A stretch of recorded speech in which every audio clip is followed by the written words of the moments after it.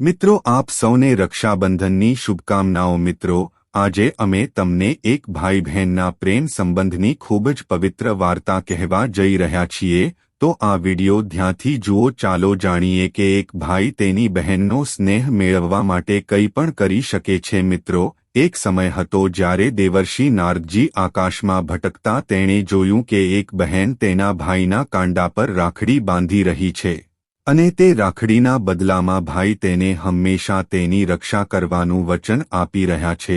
તે સમયે સાવન મહિનો હતો। દેવર્ષિ નારદજી મનમાં વિચાર્યું કે આ તો સાવનનો મહિનો છે, તો આ મહિનામાં ભગવાન ભોલેનાથની પૂજા થાય અને બહેન તેના ભાઈના હાથ પર રાખડી કેમ બાંધે છે? શું તે ભાઈએ તેમને રક્ષણ આપવાનું વચન આપ્યું હતું? ત્યારે દેવર્ષિ નારદ નારાયણ નારાયણ બોલતા બોલતા કૈલાશ પર્વત પર જાય છે। ભગવાન ભોલેનાથ માતા પાર્વતી સાથે કૈલાશ પર્વત પર બેઠા હતા। ત્યાં પહોંચીને માતાને પ્રણામ કરે છે અને ભગવાન ભોલેનાથ દેવર્ષિ નારદજીને કહે છે, હે દેવર્ષિ નારદજી, તમે આજે કૈલાસ પર્વત પર કયા હેતુથી આવ્યા છો? ત્યારે દેવર્ષિ નારદજી કહે છે કે હે ભગવાન, આજે જ્યારે હું પૃથ્વી જગતના આકાશમાર્ગમાંથી પસાર થઈ રહ્યો છું, હું શહેરમાં ફરતો હતો જ્યારે મેં એક બહેનને તેના ભાઈના કાંડા પર રાખડી બાંધી હતી અને ભાઈએ તેની રક્ષા કરવાનું વચન આપ્યું હતું। આવું કેમ છે? ભાઈ બહેનનો પ્રેમ કેવો હોય? હે ભગવાન, કૃપા કરીને તમે મારા પ્રશ્નનો જવાબ આપો। ત્યારે ભગવાન ભોળાનાથ કહે છે, હે દેવર્ષિ, ભાઈ બહેનનો પ્રેમ માતાપિતાના સંબંધ જેવો છે। ભાઈ બહેનનો આ પ્રેમ આપણા પ્રિય યમરાજજીના કારણે છે। તે તેમની બહેન અને તેમના પ્રત્યેના પ્રેમની નિશાની છે। તેઓના કારણે જ રક્ષાબંધનનો તહેવાર ઉજવાય છે। હે દેવર્ષિ નારદજી, તમે પૃથ્વી પર જે જોયું તે ભાઈ અને બહેન વચ્ચેના પ્રેમની નિશાની હતી કે બહેન તેના ભાઈનો પ્રેમ મેળવવા માટે કંઈ પણ કરી શકે છે। તે તેની રક્ષા કરે છે, પરંતુ તેની બહેન પર કોઈ મુસીબત આવે તો તેનો ભાઈ હસીને સહન કરે છે, પણ તેની બહેનને કોઈ તકલીફ પડવા દેતી નથી। હે દેવર્ષિ, હું તમને એક ખૂબ જ મહત્વપૂર્ણ રક્ષાબંધનની વાર્તા કહીશ। તે સાંભળ્યા પછી તમે જાણશો કે ભાઈનો તેની બહેન પ્રત્યેનો પ્રેમ કેવો હોય છે। ત્યારે દેવર્ષિ નારદજી કહે છે કે હે ભગવાન, મને તે કથા સંભળાવો। હવે હું મારી જાતને થોડો પણ રોકી શકતો નથી। ત્યારે ભગવાન શિવ કહે છે, હે દેવર્ષિ નારદજી, આટલી ઉતાવળ કરવી સારી નથી, કારણ કે જે કોઈ કથા સાંભળે છે તેનું કલ્યાણ ફક્ત આ કથા સાંભળવાથી જ થાય છે અને જે આ વિડિયો બીજાને શેર કરે છે તેની બધી મનોકામનાઓ ભગવાન ભોલેનાથને સાંભળીને પૂર્ણ થાય છે। દેવર્ષિ નારદજી કહે છે, હે ભગવાન, તે કથા હું દિલથી સાંભળીશ। હવે ભગવાન ભોલેનાથ કહે છે, હે દેવર્ષિ, આજે હું તમને એક ધનવાન બહેન અને ગરીબ ભાઈની કથા સંભળાવવા જઈ રહ્યો છું। આજની વાર્તા સાંભળ્યા પછી તમે જાણશો કે ભાઈ અને બહેન વચ્ચેનો સંબંધ કેવો છે અને દરેક બહેન અને ભાઈએ તેમના સંબંધો કેમ જાળવી રાખવા જોઈએ। સાથે જ તમે જાણશો કે આખરે મનુષ્ય ગરીબ કેમ થઈ જાય છે, એ કયા કારણો છે જેનાથી વ્યક્તિ ગરીબ થઈ જાય છે। હવે ભગવાન ભોલેનાથ વાર્તા કહેવાનું શરૂ કરે છે। હે દેવર્ષિજી, ઘણા સમય પહેલા એક નગરમાં ખૂબ ધનવાન ખેડૂત રહેતો હતો। ખેડૂતના ઘરે બે જોડિયા બાળકોનો જન્મ થયો હતો, એક પુત્રી અને એક પુત્ર। પુત્રનું નામ શ્યામ રાખ્યું અને પુત્રનું નામ ચિત્રા રાખ્યું। અહીં એક સમય પછી તે ખેડૂતની સંતાનો મોટી થાય ત્યારે તે બંનેની આયુ એક દિવસ વિવાહના યોગ્ય થઈ। ત્યારે તે ખેડૂતને તેના બાળકોના લગ્નની ચિંતા કરવા લાગ્યો। એક દિવસ કિસાન કોઈ કાર્ય માટે પડોશી શહેરમાં જાય છે। શહેરમાં તે એક વેપારીના ઘરે ગયો હતો। ત્યાં તેને વેપારીનો પુત્ર પસંદ આવે છે। હવે તે ઘરે આવીને આ વાત તેની પત્નીને કહે છે અને તે વેપારીના પુત્ર સાથે તેની પુત્રી ચિત્રાના લગ્ન કરે છે। ખેડૂત તેની પુત્રીના લગ્નમાં કોઈ કસર છોડતો નથી। આ રીતે ચિત્રા તેના પિતાનું ઘર છોડીને તેના સાસરે જાય છે। તે ખેડૂત તેની પુત્રીના વિવાહ પછી તેના પુત્ર શ્યામના લગ્ન માટે વિચારે છે। તે વિચારતો હતો કે તેની પુત્રી તેના પરિવારની સભ્ય બની ગઈ છે અને મેં તેના લગ્ન ખૂબ જ સારા પરિવારમાં કર્યા છે। હવે મારે મારા પુત્ર માટે વિચારવું જોઈએ અને તેના લગ્ન કરી દેવા જોઈએ. જો મારા પુત્રનો લગ્ન સટિંગ સમય પર થશે તો મેં ઘણપણમાં મારી પત્ની સાથે આરામથી મારું જીવન વ્યતીત કરીશ. ભગવાન ભોળાનાથ કહે છે, હે દેવર્ષિ, વિધાતા દ્વારા લખેલી ઈશ્વરની કૃપા ઘણી વિચિત્ર હોય છે. પરમાત્મા ક્યારે કોઈને ગરીબ બનાવે અને ક્યારે કોઈને અમીર બનાવે આ કોઈ નથી જાણતું. આવી જ રીતે તે ધનવાન ખેડૂત સાથે પણ કંઈક એવું જ બને છે કે તે ખેડૂત એક ભયંકર રોગથી પીડાય છે. તેનો પુત્ર શ્યામ ઘણો ઉદાર સ્વભાવનો હતો. જ્યારે તેણે તેના પિતાને આવી હાલતમાં જોયા તે ખૂબ જ દુઃખી થઈ જાય છે અને તે પછી તે તેના પિતાની શ્રેષ્ઠ ડોક્ટર પાસે સારવાર કરાવે છે અને તેના પિતા માટે સૌથી મોંઘી દવાઓ લાવે છે. પરંતુ તેના પિતાની સ્થિતિમાં કોઈ સુધારો થતો નથી. ધીમે ધીમે તે ખેડૂતની બધી સંપત્તિ તેના પિતાની સારવારમાં જાય છે. પરંતુ તે ખેડૂતનો પુત્ર શ્યામ હવે ખૂબ જ ગરીબ થઈ ગયો છે. તેના પિતાની હાલતમાં કોઈ સુધારો થતો નથી. જ્યારે તે ખેડૂતના રોગમાં કોઈ દવા કામ ન કરતી ત્યારે એક દિવસ તે ખેડૂતે તેના પુત્ર શ્યામને પોતાની પાસે બોલાવ્યો અને તેના પુત્ર શ્યામને કહ્યું, હે પુત્ર, જ્યારે પણ કોઈ કામ મનુષ્યની ક્ષમતાથી બહાર થઈ જાય, જ્યારે તેનો કોઈ સમાધાન ન મળે ત્યારે તેવા કામને ભગવાનના ભરોસે છોડી દેવું જોઈએ. માટે દીકરા, હવે મારી ચિંતા કરવાનું છોડી દે અને તારા ભવિષ્ય વિશે વિચાર. મારું શું છે, આજે નહીં તો કાલે આ સંસાર છોડીને જવાનું છે. મેં મારી જિંદગી ખૂબ સારી રીતે જીવી છે કે મને તારા જેવો પુત્ર મળ્યો છે. પરંતુ તારી સામે મારું આખું જીવન પસાર થઈ ગયું છે. તો હવે તું મારી ચિંતા કરવાનું છોડી દે અને તારું લગ્ન કરીને પરિવાર સંભાળ. મેં મારા જીવતા જીવ મારી પુત્ર વધુને જોવા માંગુ છું. હું તને ખુશ જોવા માંગુ છું. પુત્ર, તો મારી આટલી ઈચ્છા પૂર્ણ કર. પિતાના મોઢેથી આ શબ્દો સાંભળીને શ્યામ સાવ ચૂપ થઈ જાય છે. કારણ કે બિચારો શ્યામ શું કરી શકે? તેના હાથમાં કંઈ જ નહોતું અને હવે ઘરમાં જે કંઈ બચત હતી તે તેના પિતાની સારવારમાં ખર્ચાઈ ગઈ. પૈસા ખર્ચાઈ ચૂક્યા હતા. હવે શ્યામ તેના પિતાને કહે છે, હે પિતાજી, જો તમે મારા લગ્નથી ખુશ છો તો પછી તમને જે ઠીક લાગે તે કરો. પુત્ર શ્યામના લગ્ન ગરીબ પરિવારની છોકરી સાથે કરાવે છે. શ્યામની પત્ની ખૂબ સંસ્કારી હતી. લગ્નના થોડા સમય પછી જ શ્યામના પિતાજીનું બીમારીના કારણે અવસાન થયું. શ્યામ તેના પિતાજીનું બધા જ રીતે રિવાજોથી અંતિમ સંસ્કાર કરે છે. તેની પાસે જે કંઈ ખેતરો અને કોઠાર હતા તે તેના પિતાની બીમારીની સારવારમાં ખર્ચ કરી ચૂક્યો હતો અને હવે શ્યામ પાસે જે બચત હતી તે તેના પિતાજીના અંતિમ સંસ્કાર અને પ્રતિભોજ કરવામાં સમાપ્ત થઈ જાય છે. શ્યામ વધુ ગરીબ બની જાય છે. મિત્રો, જ્યારે એક દિવસ શ્યામ એકદમ ગરીબ થઈ જાય છે તે ગામની બહાર જાય છે અને તેની પત્ની સાથે ઝૂંપડી બાંધે છે અને ત્યાં રહે છે.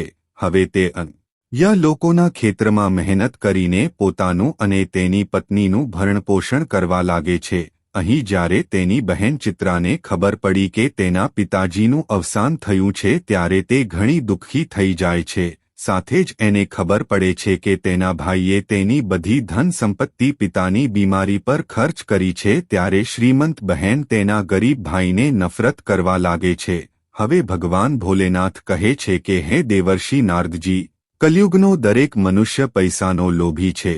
જેમ શ્યામની બહેન શ્યામ પાસે પૈસા નથી તે જોઈને તે પોતાના જ ભાઈને ધિક્કારવા લાગી અને મનમાં વિચારવા લાગી કે મારો ભાઈ હવે સાવ નિરાધાર છે. ઘર અને જમીન બધું જ વેચાઈ ગયું છે અને હવે તેની પાસે એક પૈસો પણ બચ્યો નથી. જો તે આવી હાલતમાં મારા સાસરે આવશે તો મારા ભાઈ અને ભાભીને જોઈ જોઈને મારી દેરાણી અને જેઠાણી ખૂબ મારું અપમાન કરશે. મને ખૂબ અપમાનિત કરો અને મારી મજાક કરશે કે તમારા મૈયરવાળા એકદમ ગરીબ છે. હવે આ રીતે હું મારા સાસરિયાઓમાં ઘણી ખરાબ પ્રતિષ્ઠા મેળવીશ. મારા અપમાનના ડરથી તે ચિત્રાને રાખશે. તેની પોતાની બહેન તેના ભાઈ સાથેનો સંબંધ તોડી નાખે છે અને તેના ભાઈ પ્રત્યે એટલી ક્રૂર બની જાય છે કે તે ન તો તેના પિતાના 13મા દિવસ પર જાય છે, ન તો તે તેના ભાઈની સુખાકારી વિશે પૂછતી નથી, ન તો ચિત્રા તેના ભાઈને સાસરે બોલાવે છે. ઘર કે તે ક્યારેય તેના ભાઈના ઘરે જતી નથી. જ્યારે શ્યામને ચિત્રાના આવા વર્તનની જાણ થઈ, હવે શ્યામને ખબર પડી કે જે બહેન તેની મીઠી સ્મિત હતી તે જ બહેન છે, તેથી જ શ્યામ પણ ક્યારેય તેની બહેનના સાસરે નથી જતો. હવે ભગવાન ભોલેનાથ કહે છે કે, હે દેવર્ષિ નારદજી, આ વીતેલા વર્ષોમાં શ્યામને એક પુત્ર થયો અને તે ક્યારે 15 વર્ષનો થઈ ગયો તેની ખબર જ ન પડી. અહીં હવે ચિત્રાના બાળકો પણ મોટા થયા હતા. થોડા વર્ષો પછી એક દિવસ શ્યામની બહેન ચિત્રાના પુત્રના લગ્ન નક્કી થાય છે, પરંતુ શ્યામની બહેન ચિત્રાએ તેના ભાઈને આમંત્રણ ન આપ્યું. જ્યારે શ્યામને ખબર પડી કે તેના ભત્રીજાના લગ્ન થવાના છે, ત્યારે આ સાંભળીને શ્યામ ખૂબ જ ખુશ થઈ ગયો અને તેની પત્નીને આ વાતની જાણ કરી. તેની પત્નીને જઈને કહે છે, હે પ્રિય, મારી વહાલી બહેનના દીકરાના લગ્ન નક્કી થઈ ગયા છે. ત્યારે શ્યામની પત્નીનું નામ દિવ્યાની હતું કે મારી બહેનના દીકરાના લગ્ન છે, આપણે બધાએ બહેનના ઘરે જવાનું છે. પછી હવે શ્યામની પત્નીને ખબર પડી કે નણંદના દીકરાના લગ્ન થવાના છે, તો તે આ સાંભળીને ખૂબ ખુશ થઈ ગઈ. હવે તે વિચારવા લાગી, આ બહાને કમસે કમ હું જઈશ અને મારી નણંદને મળીશ અને તેનું ઘર જોઈશ. દિવ્યાની ખુશ થઈને તેના પતિને કહે છે, હે પતિદેવ, હું તમારી સાથે ચોક્કસ આવીશ, પરંતુ પહેલા મને એ જણાવો કે આપણી પ્યારી નણંદે આપણા માટે આમંત્રણ પત્રિકા મોકલ્યું છે કે નહીં. પત્નીની આ વાત સાંભળીને શ્યામ એકદમ ચૂપ થઈ જાય છે. તેને આમંત્રણ આપવામાં આવ્યું છે કે નહીં તેનાથી શું ફરક પડે છે, તે પણ અમારી બહેનનો દીકરો છે. શ્યામની પત્ની કહે છે, વાત તમારી સાચી છે, પરંતુ બહેનના ઘરે આમંત્રણ વિના જવું અયોગ્ય છે અને તમારે પણ ત્યાં ન જવું જોઈએ.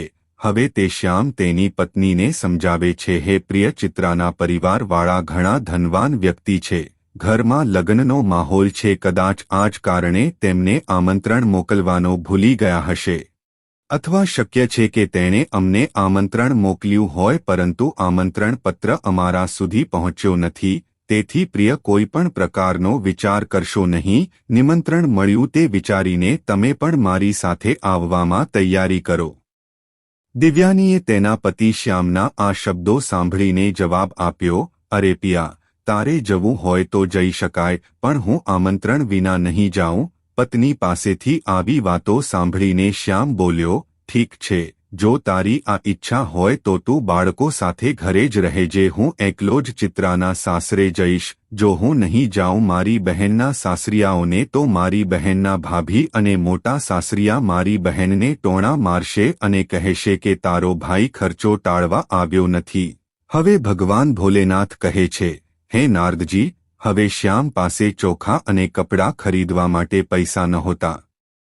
ઉછીના લીધેલા પૈસાથી શ્યામ તેની બહેન ચિત્રાને આપવા માટે અને તે તેના ભાભી માટે સુંદર કપડાં ખરીદે છે અને તે કપડાં સાથે શ્યામ તેની બહેનના સાસરે જવા માટે પગપાળા જતો રહે છે. સવારથી સાંજ સુધી તે તેની બહેનના દરવાજે પહોંચે છે અને બિચારો શ્યામ તેની બહેન ચિત્રાના આવવાની રાહ જોતો હતો. ત્યારે ચિત્રાની ભાભીની નજર શ્યામ પર પડે છે અને તે શ્યામને જોઈને ઓળખે છે. ચિત્રા બહેન સાસરે જઈને ચિત્રાને કહે છે કે બહેન ચિત્રા, આજે તારો ભાઈ તારા ઘરે આવ્યો છે, જઈને જોઈ લે કે તારો ભાઈ તારા દરવાજે ઊભો છે.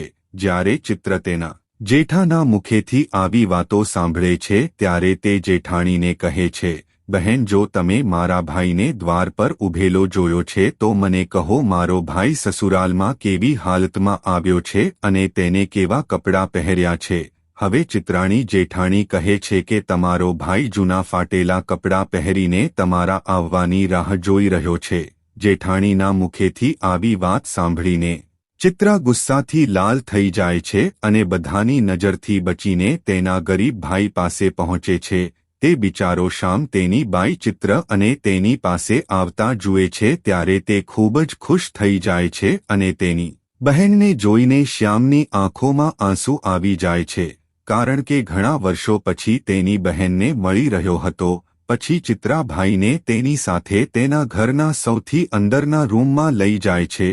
તેને બધાની નજરથી દૂર રાખીને તે જઈને પૂછવા લાગે છે, અરે ભાઈ, તમને આમંત્રણ પત્ર કોણે મોકલ્યું છે તો તમે અહીં આવ્યા? ત્યારે શ્યામ કહે, બહેન, તમે તમારા ભાઈને સાવ ભૂલી ગયા છો, પણ મને કોઈની પાસેથી ખબર પડી કે મારા ભત્રીજાના લગ્ન થવાના છે, એટલે જ હું તમારા અને તમારા પુત્ર માટે નવા કપડાં લાવ્યો છું. મેં વિચાર્યું કે મેં મારા બહેનના સસુરાલ નહીં જાવ તો મારી બહેનની દેરાણી જેઠાણી અને ભાભી તેને ટોણા મારશે. આ જ કારણે હું તમારી પાસે આવ્યો છું.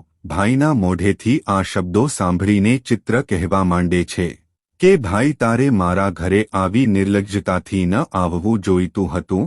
તું આ રીતે જૂના ફાટેલા કપડાં પહેરીને આવ્યો હતો. આ મારા માટે બહુ શર્મની વાત છે. કમસે કમ તારી તો નથી, તે મારું સન્માન અને સન્માન છે. તમારે આદર વિશે વિચારવું જોઈતું હતું. ઓછામાં ઓછું તમારે અમારા સન્માન વિશે વિચારવું જોઈએ. હું ઉચ્ચ પરિવારમાં પરિણીત છું, તેથી જ તમારે આવી સ્થિતિમાં ન આવવું જોઈએ. જ્યારે શ્યામે તેની બહેન ચિત્રાના મુખમાંથી આ કહ્યું ત્યારે તે અસહાય ભાઈનું હૃદય ધ્રુજી જાય છે. હવે ભગવાન ભોલેનાથ કહે છે, દેવર્ષિ નારદજી. ત્યારે શ્યામ પોતાની બહેનના પગે પડીને ક્ષમા માગવા લાગ્યા. મને ખબર ન હતી કે મારા કારણે તમારી બદનામી ન થાય. તારી ભાભી તને ટોણો ન મારે એટલા માટે હું તારા માટે નવા કપડાં લાવ્યો છું. જો મને આ વાતની અગાઉથી ખબર હોત તો તને મારાથી આટલું દુઃખ થતું. મારા આવવાથી બહુ ખરાબ લાગશે તો હું તમારા ભત્રીજાના લગ્ન છે એમ વિચારીને આવ્યો હતો, અને જો હું ન પહોંચું તો મારી બહેનની ભાભી મારી બહેનને ટોણો મારશે. આટલી બધી વાતો શ્યામના આ શબ્દો સાંભળીને ચિત્રાનો ગુસ્સો થોડો શાંત થયો. તે શ્યામને કહે છે, ચાલ તું આવ્યો છે, મારી વાત ખુલ્લા કાનથી સાંભળ. જ્યાં સુધી મારા પુત્રના લગ્ન ન થાય ત્યાં સુધી આ જગ્યાએ બંધ રહો. ભૂલથી પણ આ રૂમની બહાર જવાની ભૂલ ન કરો, નહીં તો તમને જોઈને લોકો કહેશે કે ચિત્રાનો ભાઈ ભિખારી છે, અને હું નથી ઈચ્છતો કે મારી ગણતરી ગરીબોમાં થાય. અને બધા મહેમાનો માટે ભોજન તૈયાર થશે ત્યારે મેં ચૂપચાપ આ રૂમમાં તમારા માટે ભોજનની થાળી આપીશ. ભાઈ, તું જમવાનું જમ્યા પછી તું ચૂપચાપ પાછલા દરવાજે તારા ઘરે જતો રહેજે. શ્યામ કહે છે, ઠીક છે બહેન, હું આજે રાત્રે તમારા ઘરેથી મારા ગામ જવા નીકળીશ. તું પ્લીઝ જે કપડાં હું તારા માટે લાવ્યો છું તે લે. હું તારા માટે ખૂબ પ્રેમથી લાવ્યો છું. ચિત્રા એ ભાઈ પાસેથી કપડાં લીધા અને ચૂપચાપ રૂમની બહાર નીકળી ગઈ. જતી વખતે બહારથી જ તે દરવાજાની કુંડી બંધ કરી જેથી શ્યામ બહાર ન આવી શકે. શ્યામ તે ઓરડામાં બેસીને તેની બહેન પાછી આવશે તેની રાહ જોઈ રહ્યો હતો. અહીં ભોલેનાથ કહે છે, હે દેવર્ષિ નારદજી. ત્યાં શ્યામ રૂમમાં બેસીને તેની બહેન પાછી આવે તેની રાહ જોઈ રહ્યો હતો. મારી બહેન મને ખવડાવવા ચોક્કસ પાછી આવશે એમ વિચારીને આજે હું તમને સ્વાદિષ્ટ ભોજન ખાવા મળશે. પણ શ્યામને શું ખબર કે પેલી માસૂમ બહેને પોતાના ભાઈને એ રૂમમાં બંધ કરી દીધો છે અને ઘરના કામમાં વ્યસ્ત છે અને ભાઈ માટે ભોજન આપવાનું ભૂલી ગઈ છે. શ્યામની બહેન ચિત્રા લગ્નના ધંધામાં એટલી વ્યસ્ત છે કે હવે તેને યાદ નથી આવતું કે તેનો ભાઈ તેની જગ્યાએ રૂમમાં બંધ છે અને તે મારા પાછા ફરવાની રાહ જોઈ રહ્યો છે. ચિત્ર બધું કામ કરતી રહી અને લગ્ન પૂર્ણ થયા હતા. ચિત્રા મોટા પરિવારની બહુ હતી એટલે એનું ઘર પણ ખૂબ મોટું હતું. ચિત્રાએ તેના ભાઈને બધાથી પાછલા ઓરડામાં તેને બંધ કર્યો હતો. એક વાત એ પણ હતી કે તે જગ્યામાં કોઈ આવતું જતું ન હતું. હવે જેમ જેમ સમય વીતી રહ્યો છે તેમ શ્યામ ભૂખ અને પાણીથી સંઘર્ષ કરી રહ્યો અને તેની સ્થિતિ પણ વધુ ખરાબ થવા લાગે છે. ત્યારે શ્યામ તેની બહેનને બોલાવે છે પરંતુ હવે કોઈ તેનો અવાજ સાંભળતું નથી. ચિત્રા લગ્ન પછીની વિધિઓમાં વ્યસ્ત હતી. આવી રીતે રૂમમાં પડેલા શ્યામને 2 દિવસ થઈ ગયા. હવે ભગવાન ભોલેનાથ કહે છે, હે દેવર્ષિ નારદજી, અહીં શ્યામને તેની પત્ની અને બાળકોની યાદ આવે છે. શ્યામ વિચારે છે કે જો અહીં કોઈ ન આવે તો હું આ રૂમમાં ભૂખ્યો અને તરસ્યો મરી જઈશ. યદી હું મરી ગયો તો મારા પત્ની સહિત બાળકોનું શું થશે? મારા ન હોવાથી મારી પત્ની કેવી રીતે બાળકોનું ભરણ પોષણ કરશે? આ બધું વિચારતો અને કમજોરીના કારણે તે બેભાન થવા લાગે છે. ત્યારે જ કોઈ કામના કારણે ચિત્રાની જેઠાણી તે રૂમ પરથી પસાર થાય છે. જ્યારે શ્યામ એ કોઈનો આવવાનો અવાજ સાંભળ્યો ત્યારે શ્યામ તેની પૂરી તાકાતથી એ રૂમનો દરવાજો ખખડાવવા લાગે છે. જ્યારે ચિત્રાની જેઠાણીના કાન પર તે દરવાજાનો અવાજ સંભળાય છે ત્યારે તે દરવાજો ખોલીને જુએ છે. શ્યામને અંદર જોયો તો તે ચોંકી જાય છે અને શ્યામને પૂછવા લાગે છે કે શ્યામ, તને કોણે બંધ કર્યો છે? આનો કોઈ જવાબ નથી, કારણ કે તે તેની બહેનને તેની જ ભાભીની નજરમાં પડાવવા માંગતો ન હતો. પરંતુ જ્યારે ચિત્રાની ભાભીને ફરીથી પૂછવામાં આવ્યું ત્યારે તે ખોટા નિવેદનો આપે છે અને કહે છે, બહેન, હું આ રૂમમાં આરામ કરી રહ્યો હતો ત્યારે કોઈએ આકસ્મિક રીતે બહારથી દરવાજો બંધ કરી દીધો અને હું આ રૂમમાં બંધ થઈ ગયો. બહેન, જો તમે આજે નહીં આવ્યા તો આજે મારો જીવ જતો રહેતો. આટલું કહીને શ્યામ શાંતિથી બહાર નીકળી ગયો. આટલું કહીને શ્યામ ઘરના પાછળના દરવાજાથી ચૂપચાપ જતો રહે છે. સામને રૂમમાં બંધ થાય 3 દિવસ થયા હતા. ત્રીજા દિવસે તેની જેઠાણી તે રૂમમાંથી શ્યામને મુક્ત કરે છે. શ્યામ બિચારો 3 દિવસથી ભૂખ્યો તરસ્યો તે ચૂપચાપ તેના ઘર તરફ જવા લાગે છે. ચાલતા ચાલતા તે ઘણું દૂર જાય છે અને ભૂખ અને તરસને લીધે તે રસ્તા પર બરાબર ચાલી પણ શકતો ન હતો. જ્યારે શ્યામ ચાલતા ચાલતા ખૂબ થાકી જાય છે અને પછી શ્યામને ચક્કર આવે છે અને તે જમીન પર પડવા જતો હોય છે ત્યારે અચાનક ક્યાંકથી એક વૃદ્ધ સ્ત્રી આવે છે અને તે વૃદ્ધ મહિલા શ્યામને જમીન પર પડે તે પહેલા તેને મદદ કરે છે. તે પોતાને તે સ્ત્રીના ખોળામાં જુએ છે અને ઊભો થાય છે અને વૃદ્ધ સ્ત્રીને કહે છે, હે માતા, તમે કોણ છો? તે વૃદ્ધ માતા જેના ખોળામાં શ્યામ સૂતો હતો તે ખરેખર માતા હતી. શ્યામની પત્ની દિવ્યાની દરરોજ તે દેવી માતાની પૂજા કરતી હતી અને સંપૂર્ણ ભક્તિભાવથી માતાની પૂજા કરતી હતી. તેથી જ જ્યારે શ્યામને ચક્કર આવતા હતા, જ્યારે તે પડી જવાનો હતો, તે જ ક્ષણે દેવી માતા પ્રગટ થયા અને શ્યામની સંભાળ લીધી. શ્યામનું માથું તેના ખોળામાં મૂક્યું અને તેને તેના ખોળામાં સુવડાવ્યું. હવે ભગવાન ભોલેનાથ કહે છે, હે દેવર્ષ નારદજી, શ્યામના પ્રશ્નનો જવાબ આપતા કહે છે કે હું એક દુઃખી વ્યક્તિ છું અને આ જંગલને મારું ઘર માનું છું અને જંગલની વચ્ચે રહું છું. પછી શ્યામ વૃદ્ધ સ્ત્રીને નમસ્કાર કરીને વિદાય કરવા તૈયાર થયો. ત્યાંથી તેના ઘર માટે એવું થાય છે કે તે સમયે વૃદ્ધ મહિલા કહે છે, તું ક્યાંથી આવ્યો હતો અને તું અહીં ક્યાં જતો હતો? ત્યારે શ્યામ તેની બહેનના વર્તન વિશે કહે છે અને કહે છે, તે મારા ભત્રીજાનું હતું લગ્ન એટલે હું મારી બહેનના ઘરે ગયો હતો અને અહીં મારું ગામ છે. ત્યારે વૃદ્ધ સ્ત્રી શ્યામને કહે છે, જો તને વાંધો ન હોય તો હું તને એક વાત પૂછું છું. ત્યારે શ્યામ બોલે છે, માં, તમે મને શું પૂછવા માંગો છો?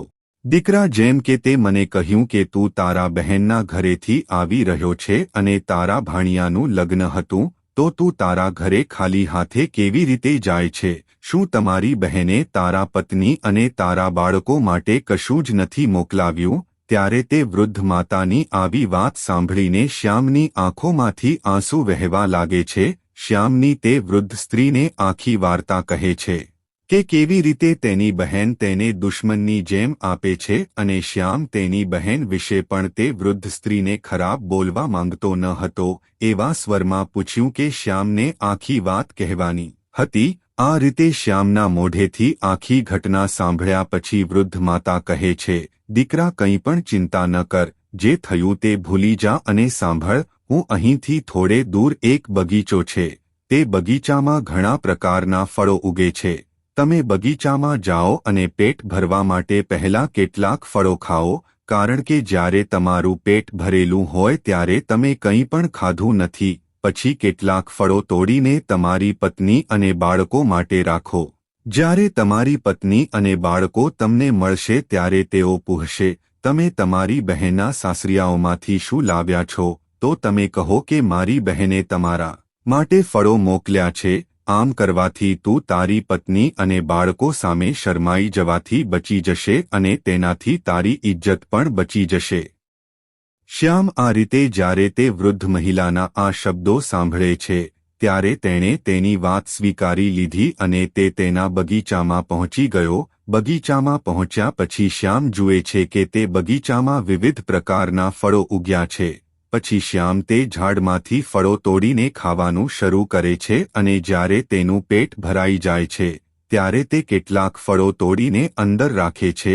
આ બધું કર્યા પછી શ્યામ વૃદ્ધ સ્ત્રીની પરવાનગી લે છે અને તેના ઘરે જવા માટે તૈયાર થાય છે।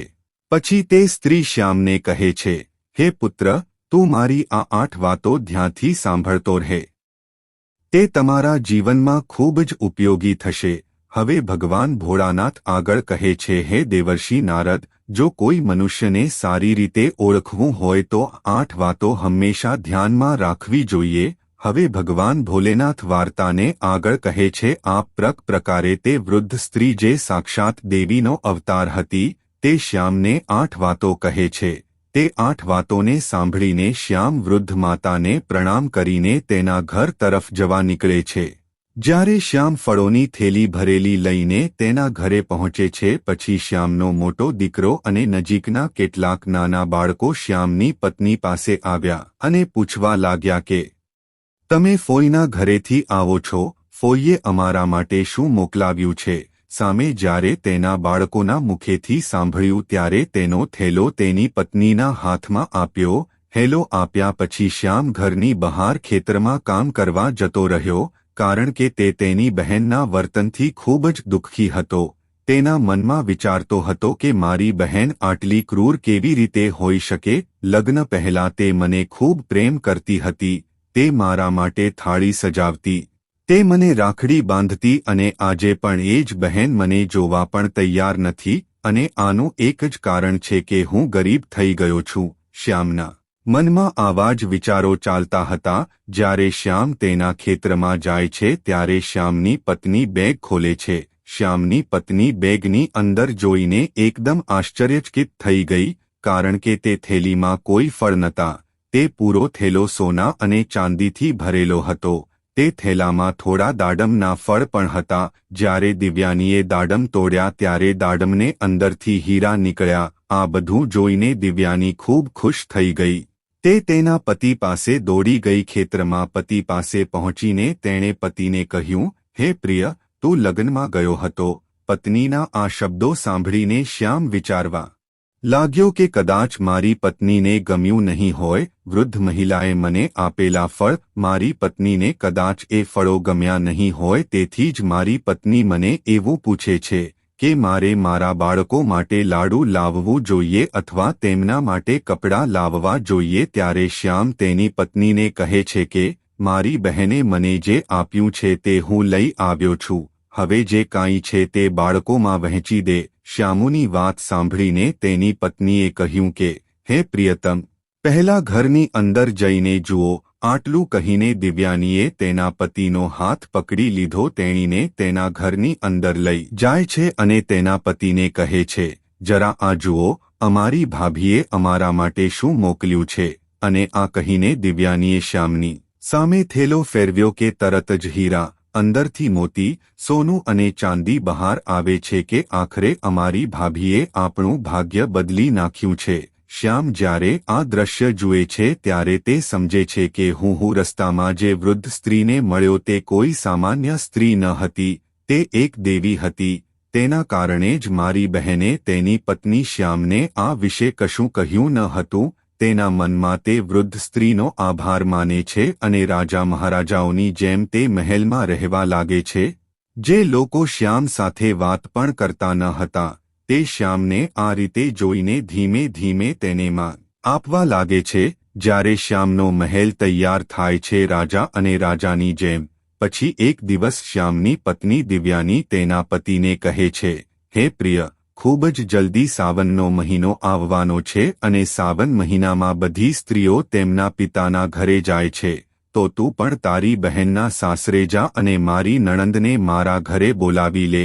આ બહાને તે તેની નણંદને પણ મળીશ। આવી વાત એટલા માટે કહી કારણ કે તેને લાગ્યું કે તેના બદલાયેલા દિવસો પાછળ તેની નણંદનો હાથ છે। હવે જ્યારે દિવ્યાનીએ શ્યામને તેની બહેનને ઘરે લાવવા કહ્યું ત્યારે આ સાંભળીને શ્યામ ફરી એકવાર તેની બહેનના સાસરે જાય છે। તેની પત્નીના આગ્રહ અને થોડા સમય પછી તે તેની બહેનના સાસરે પહોંચે છે અને શ્યામ ફરી તેની બહેનના દરવાજે જાય છે અને તે જ દરવાજા પર ઊભો રહે છે જ્યાં તે થોડા દિવસો પહેલા આવીને ઊભો હતો। પહેરવેશ બદલાઈ ગયો. પહેલા જૂના ફાટેલા કપડાં ન હતા, હવે રાજાઓ અને બાદશાહોના કપડાં હતા. એ જ સમયે ચિત્રાની જેઠાણી ઘરની બહાર આવીને બહાર જુએ છે તો તેને આશ્ચર્ય થાય છે કે તે ગઈકાલે જે જૂના ફાટેલા કપડાં પહેરીને આવ્યો હતો આજે તે મહારાજના વસ્ત્રો પહેરીને આવ્યા છે. હવે તે દોડતી દોડતી ચિત્રા પાસે જાય છે અને કહે છે, હે ચિત્ર બહેન, આજે પણ તારો ભાઈ આવ્યો છે. જેઠાણીની વાત સાંભળીને ચિત્રા કહે છે, હે બહેન, કોઈ પણ ભિખારી મારો ભાઈ ન હોઈ શકે, મારો કોઈ ભાઈ નથી. વાસ્તવમાં ચિત્રા આમ કહી રહી હતી કારણ કે આ વખતે પણ ચિત્રા તેના ભાઈને ભિખારી માનતી હતી.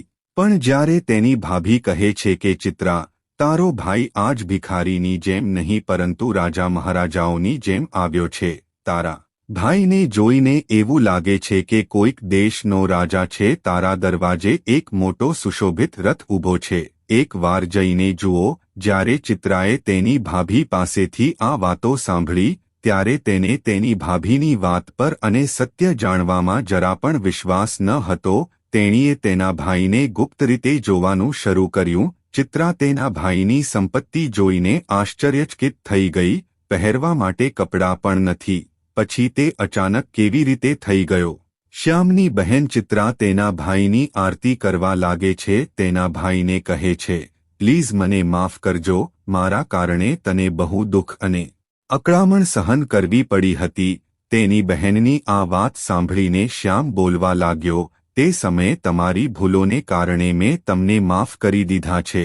હવે બહેન, હું તમને બોલાવવા માટે મારી સાથે આવવાની તૈયારી કરું છું. હવે તારે મારી સાથે મારા ઘરે આવવું પડશે. હવે ભગવાન ભોલેનાથ આગળ કહે છે કે હે દેવર્ષિ નારદજી, એક એવો ભાઈ છે કે જેની બહેને ગરીબ હતો ત્યારે તેની પાસે ખાવાનું પણ માંગ્યું ન હતું અને તે જ ભાઈ જેમને પૈસા મળતા જ તે સાસરે જઈને તેને બોલાવે છે બહેન અને તેની બધી ભૂલો માટે માફી માંગે છે. જ્યારે શ્યામની બહેન તેના ઘરે પહોંચે છે તે તેના ભાઈની ભવ્યતા જોઈને સ્તબ્ધ થઈ જાય છે અને તે જુએ છે કે મહેલની અંદર ઘણા પ્રકારના નોકર અને ભોજન છે. તેના ભાઈની આવી હાલત જોઈને ચિત્રા આશ્ચર્યચકિત થઈ ગઈ અને મનમાં વિચારે છે કે કાલે તો મારા ભાઈ પાસે કશું જ નહોતું, ભિખારી હતો. આજે આ બધું અચાનક કેવી રીતે શક્ય છે? હવે બહેન ચિત્રા આરતીનો થાળ સમજાવીને તેના ભાઈ શ્યામની આરતી કરે છે કે પછી ચિત્રા તેના ભાઈને ઘણા આદરપૂર્વક સાથે ભાઈને કહે છે, હે ભાઈ, મને ક્ષમા કરી દો, મારા કારણે તમને ઘણું કષ્ટ અને શર્મિંદગી ઉઠાવી પડી. મારે તમારી સાથે આવો વ્યવહાર ન કરવો જોઈએ તો હતો. બહેનની આવી વાતો સાંભળીને શ્યામ કહેવા લાગે છે, બહેના કોઈ વાત નહીં, તે સમય પર અમારા દિવસો સારા ન હતા. તમારી ભૂલોને મેં પહેલાથી જ માફ કરી દીધી છે. બેન, તમે હવે આ બધી વાતો છોડો અને મારી સાથે મારા ઘરે ચાલવાની તૈયારી કરો. હું તમને લેવા આવ્યો છું. તમારી ભાભીએ તમને બોલાવવા માટે મને અહીં મોકલ્યો છે. આ સાંભળીને ચિત્રા તેના ભાઈ સાથે તેના ઘરે જવા માટે તૈયાર થાય છે. હવે ભગવાન ભોળાનાથ કહે છે, હે નારદજી, એક ભાઈ જેને તેની બહેને ભોજન માટે પણ ન પૂછ્યું હતું, તે જ ભાઈ જેની પાસે ધન સંપત્તિ આવ્યા પછી તે તેની બહેનને બોલાવવા માટે તેના સાસરે ગયો અને તેની બધી જ ભૂલોને ક્ષમા કરી. આ રીતે જ્યારે શ્યામને બહેન તેના પહોંચે છે ત્યારે તેના ભાઈની શ્યામ અને શોકત જોઈને એકદમ તંગ રહી જાય છે. તે જુએ છે કે એક ભવ્ય આલિશાન મહેલ છે, ઘણા નોકરો છે અને અન્ના ભંડાર ભરેલા છે. ચિત્રા તેના ભાઈની આવી સ્થિતિ જોઈને એકદમથી હેરાન થઈ જાય છે. શ્યામની પત્ની દિવ્યાની પણ તેની નણંદની ખૂબ જ સારી રીતે સેવા કરે છે. 7 દિવસ સુધી તે તેની સારી રીતે કાળજી રાખે છે. દિવ્યાને લાગતું હતું કે આ શાનો શોકત અમારી નણંદના લીધે છે, અમારી નણંદના કારણે જ અમે આ પદ સુધી પહોંચી શક્યા છીએ. સામે ક્યારે પણ તેની પત્નીને તેના અમીર થવાની વાત ન કીધી હતી, કારણે તે ઈચ્છતો હતો કે તેની પત્ની તેની બહેનને નફરત કરે કે આ બધું તેની બહેન ચિત્રાના કારણે નહીં પરંતુ માતાના આશીર્વાદથી થયું છે. પરંતુ શ્યામ તેની બહેનને પણ આમાં સામેલ રાખતો કારણ કે જો તેની બહેન તેની સાથે આવું વર્તન ન કરે તો કદાચ માતાજીના આશીર્વાદ મળ્યા ન હોત. શ્યામની પત્ની દિવ્યાની આ વાતથી અવગણ ન હતી, તેથી તે ચિત્રાની ખૂબ કાળજીપૂર્વક સેવા કરતી. થોડા દિવસ પછી જ્યારે શ્યામની બહેન ચિત્ર તેના સાસરે જવા તૈયાર થાય છે, ત્યારે શ્યામની પત્ની તેના પતિને કહે છે, હે પ્રિય, કાલે તારી બહેન તેના ઘરે જશે, તેથી તમે બજારમાં જાઓ અને તમારી બહેન માટે એક સારી ભેટ લાવો. શ્યામ ઘરેથી પાછો ફર્યો અને શ્યામ એક મોચીની દુકાને પહોંચ્યો અને મોચીને કહ્યું, અરે મોચી ભાઈ, હું મારી બહેન માટે બોલવાવાળી મોજડી બનાવવા માંગુ છું. શું તમે મારી બહેન માટે આવી મોજડી બનાવી શકો છો? મોચી કહે છે, અરે શેઠ, હું બોલવાવાળી મોજડી તો બનાવી દઈશ, પરંતુ તે માટે ઘણા પૈસા થશે. શ્યામ તે મોચીને કહે છે, ભાઈ, જેટલા પૈસા થશે એનાથી હું ડબલ આપીશ, પણ તમારે મેં જે 8 વાતો કહું છું, જેમ જેમ મારી બહેન ચાલે તેમ તેમ તે મોજડી આ 8 વાત બોલવા લાગે. પછી શ્યામ મોચીને જ્ઞાનની 8 વાતો કહે છે, જે 8 વાતો ચાલતી વખતે જે વૃદ્ધ માતાજીએ કહી હતી. ભોલેનાથ કહે છે કે હે દેવર્ષિ નારદજી, હવે શ્યામ એ મોચીને કહે છે. આવી રીતે વારાફરતી શ્યામ તે 8 વાતો મોચીને કહે છે. શ્યામ કહે છે કે પહેલી વાત તો એ છે કે ક્યાંક માનવતાની ભૂલ થાય છે, અજ્ઞાનતા નિર્ધનતાનો મોલ. બીજી વાત કહે છે કે જે વ્યક્તિ સમયના ભરોસે બેસી રહે છે તે સદાય ગરીબ રહે છે. તે મનુષ્ય તેના કામ અને શક્તિ પર બળ નથી આપતો, આ જ ગરીબીનું લક્ષણ છે. તેનું નસીબ આળસમાં ખર્ચ કરે છે. ત્રીજી વાત, જે મનુષ્ય સદાય પરિવર્તનહીન કર્મ કરે છે તે સહદેવ નિર્ધન જ રહે છે. ચોથી વાત એ છે કે ગરીબી કરતાં પણ મોટો અભિશાપ નથી, તેથી જ જ્ઞાનને ગ્રહણ કરીને અજ્ઞાનતાને દૂર કરો. પાંચમી વાત, કર્મના દોષનો આપો પ્રબળ સાધના કરો અને ગરીબી દૂર કરો. છઠ્ઠી વાત, કર્મ ક્યારે કોઈ કાર્ય કરતું નથી, નસીબ સહદેવ ભાગ્ય ભરોસે નથી બેસતું, તે માનવ દ્વારા કરેલા પરિશ્રમના ભરોસે બેસે છે. સાતમી વાત, અજ્ઞાનીથી સદાય પ્રેમ કરો. એક ગરીબ વ્યક્તિ ગરીબીના વારંવાર વિજય કરવા વાળો વિજય વ્યક્તિ હોય છે. જ્ઞાન સહદેવ હથિયારનું કામ કરે છે. આઠમી વાત કહેતા સમયે શ્યામ મોચીને કહે છે, હે મોચી ભાઈ, જ્યારે મારી બહેને 8મું પગલું ભર્યું ત્યારે મોજડી બસ આટલું જ બોલે. પૈસાના બજારમાં સંસ્કૃતિ બદલાઈ ગઈ છે, સંપત્તિ સાથેના સંબંધો નબળા થઈ ગયા છે. હવે શ્યામ મોચી સાથે વાત કરે છે, ઓ મોચી ભાઈ, આવી 8 વાતો બોલવાવાળી મને મોજડી બનાવી આપો. જ્યારે મારી બહેન આ મોજડી પહેરશે અને મોજડીમાંથી આ 8 વાતો સાંભળશે ત્યારે મારી બહેનને તેની ભૂલોનો પસ્તાવો થશે કે પૈસાના ઘમંડમાં તેણે કેવી રીતે તેના ભાઈનું અપમાન કર્યું હતું. તેણે તેના ભાઈનું અપમાન ન કરવું જોઈએ. શ્યામ તે મોચી પાસેથી હીરા ચાંદી મોતીઓથી બનેલી મોજડી સીવડાવે છે અને તે મોજડી લઈ જઈને તેની બહેનને ભેટ તરીકે આપે છે. સોના ચાંદીના ચંપલ જોઈને ચિત્રાનો ચહેરો ચમકી ગયો, કારણ કે તે પહેલાથી જ પૈસાની લાલચી હતી, તેથી તે સોના ચાંદી અને હીરાના ચંપલ જોઈને વધુ લોભી થઈ ગઈ અને તે તેના ઘરે ગઈ. જ્યારે ચિત્રા તેના સાસરે પહોંચે છે ત્યારે ચિત્રાની જેઠાણી દેરાણી પૂછવા લાગે છે, ઓ ચિત્રા, તું તારા ભાઈના ઘરેથી આવી છે, તારા ભાઈએ તને શું ભેટ આપી છે? ત્યારે ચિત્રા તેના સાસુ સસરા દેરાણી જેઠાની બધાની સામે તેના ભાઈ દ્વારા આપેલી ભેટ બતાવે છે અને તે કહે છે, જુઓ, મારા ભાઈએ મને સોના અને ચાંદીથી જડેલા આ ચંપલ આપ્યા છે, હીરા અને મોતીથી જડેલા. પછી ચિત્રા તે જૂતા પહેરીને ચાલે છે અને જ્યારે તે પહેરીને ચાલે છે ત્યારે જૂતા કહે છે કે પૈસાના બજારમાં સંસ્કૃતિ બદલાઈ ગઈ છે. જ્યારે ચિત્રા આ સાંભળે છે તેનું માથું શરમથી ઝૂકી જાય છે અને તે તેના ભાઈને યાદ કરીને રડવા લાગે છે. જ્યારે તેની ભાભી ચિત્રાનો લટકતો ચહેરો તેની દેરાણી જેઠાણી જોઈને પૂછે છે, ચિત્રા, આખરે થયું શું? તું અચાનક રડવા લાગી. ત્યારે ચિત્રા તેની દેરાણી અને જેઠાણીને બધી જ વાતો કહે છે. ઓ બહેન, પૈસાના ઘમંડમાં મેં મારા ભાઈને ઘણા સારા ખરાબ શબ્દો બોલ્યા હતા. મેં મારા ભાઈને એક ગ્લાસ પાણીનો પણ ન પૂછ્યું હતું. જુઓ, આજે મારા ભાઈએ મારા માટે કેટલા મોંઘા ચંપલ બનાવ્યા છે.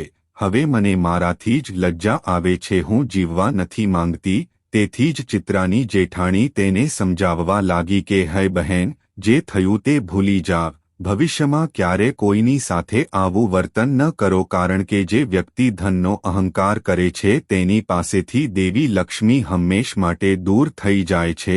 તેથી મારા આ શબ્દો તમે હંમેશા યાદ રાખો. અને આ રીતે ચિત્રાની જેઠાણી સમજાવે છે, જેના કારણે ચિત્રા પણ દરેક સાથે પ્રેમભર્યા વર્તન કરવા લાગી. હવે ભગવાન ભોલેનાથ કહે છે કે હે દેવર્ષિ નારદજી, ભાઈ બહેનનો પ્રેમ અણમોલ છે. થોડા સમય પછી તે ફરી ભરાઈ જાય છે, જેમ કે શ્યામ અને તેની બહેન ચિત્રા વચ્ચેનો અણબનાવ ભરાઈ ગયો હતો. શ્યામની પત્ની દિવ્યાનીને કારણે શ્યામ ફરી એક અમીર બની શક્યો હતો અને તેની બહેનની આંખો પર એક ભ્રમનો પડછાયો હતો અને તે પણ શ્યામે દૂર કર્યો હતો. જો કોઈ વ્યક્તિ તેના હૃદયથી કંઈક માંગે છે તો તે કાર્ય કરવા માટે ભગવાન હંમેશા મદદ કરે છે. ભગવાન શિવનાર્થને કહે છે, મિત્રો, વાર્તા પસંદ આવી હોય તો કમેન્ટ બોક્સમાં હર હર મહાદેવ ચોક્કસ લખજો અને વિડીયોને લાઇક, ચેનલને સબસ્ક્રાઇબ કરીને બેલ આઇકન પર પ્રેસ કરજો. મળીશું એક નવી માહિતી સાથે. ત્યાં સુધી તમારો ખૂબ ખૂબ આભાર.